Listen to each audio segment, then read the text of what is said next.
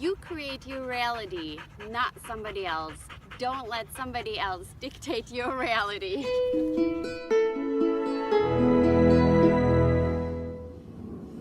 As a young girl, I was diagnosed with heavy allergies. I mean, I was sick all the time, all the time, all the time. And nobody really knew the cause of it. They were all testing me and there was just no go of it. And allergies back then were not a great, big, widespread thing. So until they finally recognized that I was just highly allergic against any kind of animals, any kind of flying thing that is around, birds, any kind of furs, and several other things, you know, they just didn't know what to do with me. I mean, I had asthma.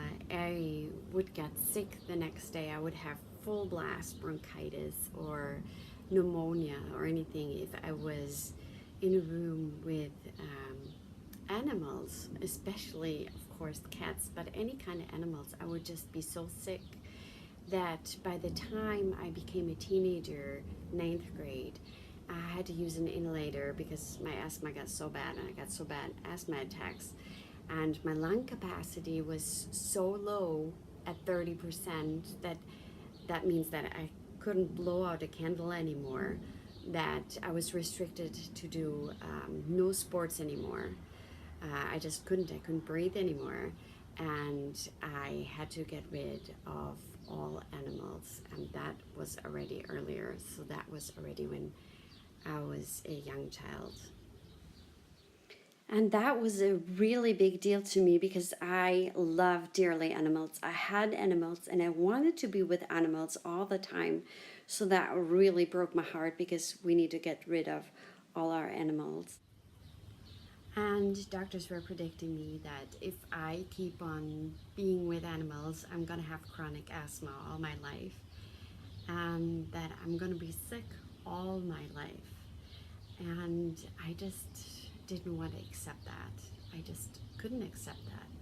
Why? I was already thinking as a child, why as a child already I had so much love for animals and I wanted to be with them when I wouldn't be able to. I wouldn't be able to have them or be with them at all.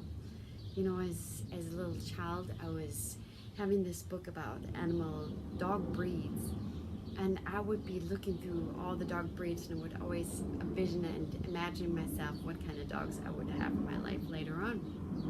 And I just couldn't accept that dream would be taken away from me, or it would be just senseless and useless, that I had so much love for animals and I would never be able to have any. So I had to take precautions, but especially my parents took care of it, but I always with animals, and I just refused not to. And today I do have 2 lovely dogs.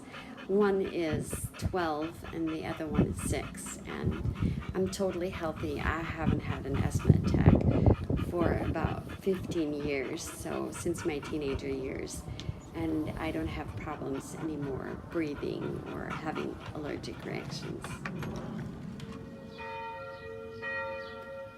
So I'm a really strong believer that we don't have to accept all realities that is given to us by other people, but we can create our own reality.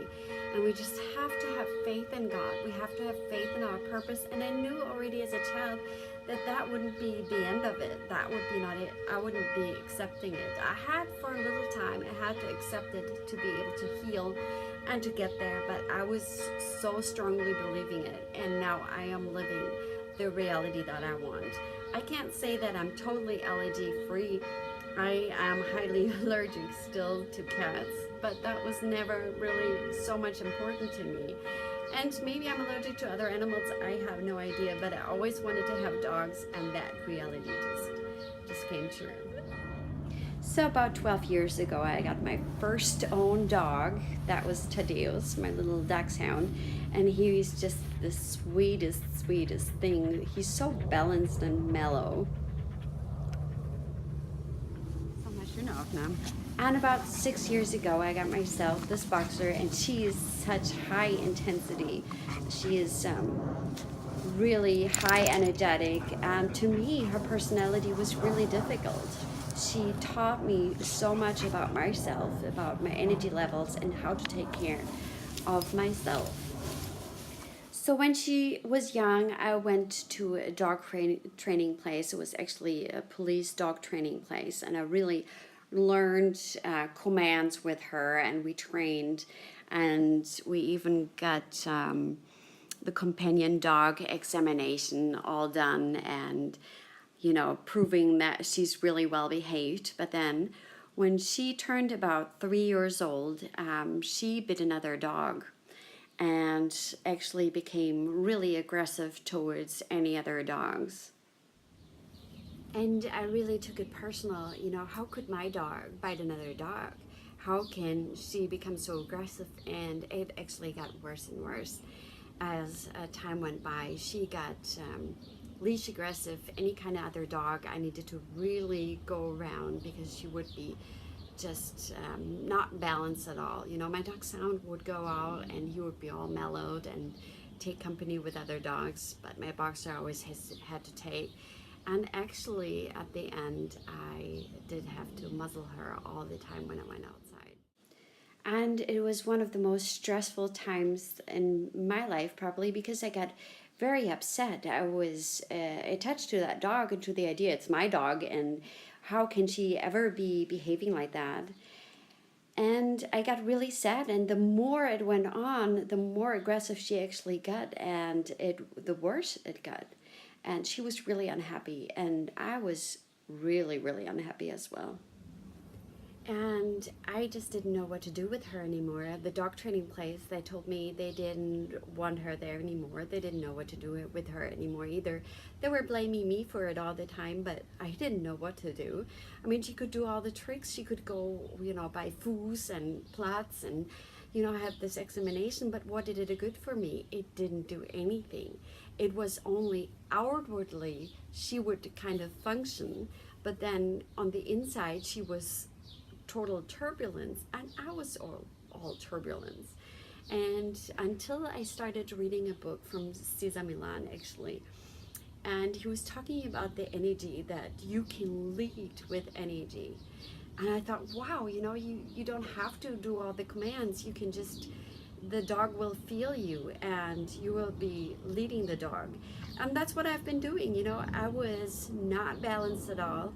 I was chaos inside, and the dog was chaos inside, and she reflected my inner state of being, which was not balanced at all. So we had to realize that I had to change the energy that is surrounding me, the energy that is inside of me, and that, my dog has just been reflecting to me on the inside. And when I actually started telling that to dog trainers at my dog training place, they were told me, you have to be born with it. You can't learn these kind of techniques or these kind of things. You either have it or you don't have it. And again, I would just refuse to accept that. I always thought, if I cannot do it, who can? If anybody can learn how to be stable and just calm and balanced and have good energy and lead with energy, it would be me. And it took me a while until I saw any results, and it was pretty a frustrating time at that time, where I really tried to reveal this energy. And I couldn't fake it. As soon as I would fake it, she would just feel it and she would be aggressive again. So on bad days, I definitely had to put a muzzle on again when I was unhappy and unstable, and I knew it. And on days where I felt really confident and really good about myself, then I just took the muzzle with me, but never put it on. And at the end, I didn't have to put it on at all anymore. She's not dog aggressive at all anymore. She's just a happy dog. And especially if she doesn't like a dog and she's on the leash and I have her on the leash, she's actually really mellow when I have her on the leash, because she feels my calm energy and she feels like she doesn't have to take care of the situation. I got it. She doesn't have to worry about it. So she's pretty mellowed out, but it took a long time. And one of the things that I had to realize, and I hope that I can help you to realize really fast, is who you are inside, that you're not just the body, and you don't have to live by outer circumstances and be tossed back and forth. You know, if you're having a good day, it depends on the outer circumstances, or if you have a bad day, then that's also dependent on the circumstances. But that you can actually be stable and totally balanced inside, that you realize that you are powerful and you have a you're a divine person. You're not the body, you're not the mind, you're not the circumstance, you're not even the thoughts that come. You know, sometimes you have horrible thoughts that come, but that's not you. And you just have to realize that you so much more, and your inner self is divine.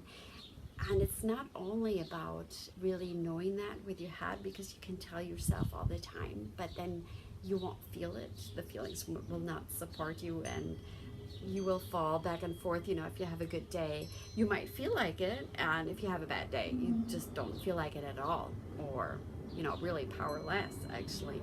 But you have to experience your own divinity.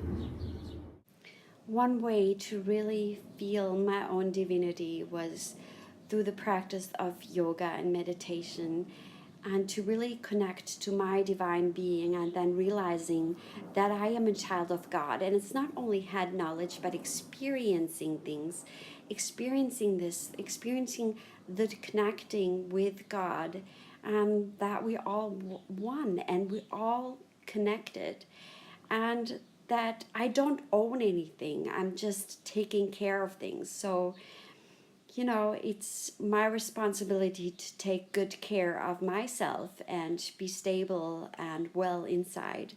And then, you know, my dogs will be good too. If I'm happy, everyone else will be happy around me, because that energy actually flows through.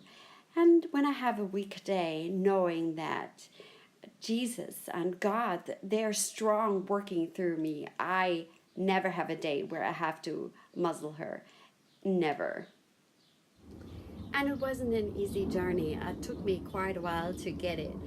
But one of the things that really helped me was awareness. How do I feel? I would ask myself, if I would get into a situation and I would see a dog, and of course my heart would be pounding because I'd be afraid she would be aggressive again. I would calm myself and become aware that there is no problem, and that reality is that I'm powerful and I can lead, and I can lead with energy, and we're gonna be okay.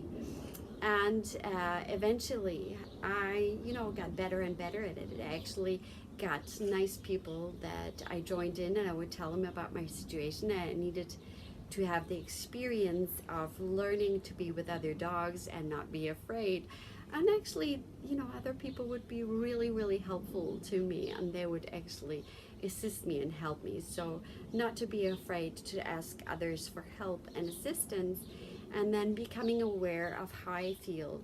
You know, if I would hold the leash and I would start tensing up, I would on purpose relax. And this is the kind of awareness that you can have. And it's not about dog leading. It's about leading in life, and everyone has to lead. If you have children, if you live in home with other people and you want to positively influence them, that's leading, and it's leading with positive energy. And changing other people is impossible, especially by nagging or any kind of things. It's impossible with the dogs, so of course it's impossible with people. You know, it didn't matter how much I shouted or got frustrated with my dog, she would get even more frustrated. So it's really the energy that you carry. And if you want to influence and help other people in positive ways to change, then it starts with your own being. And I learned that in some companies, actually, people that applied for managing positions, they actually got a high intensity dog like I do, just for a few days to see if they can really lead. And they would be testing that person if they can lead, because if they can lead the dog, they can lead people. It's the same principle. It's the same kind of thing. You're leading with NAD. And by the way, leading by making other people afraid of you is always bad because they will not back you up. If you turn your back, they're going to do whatever they want to. Leading with high NAD is so beautiful. Leading with love and compassion and actually being balanced makes you happy, and then everyone else happy around you. It's so beautiful, and I really recommend you to start with physical exercises so you're more aware of your body, of your being, and then also to meditate, to connect with your divine being and connecting with God. I wish you all a wonderful and happy day. And if this video was helpful and you liked it, then give me a thumbs up, subscribe, and support me with a comment. I would love to hear from you. Wish you all a wonderful day. Bye.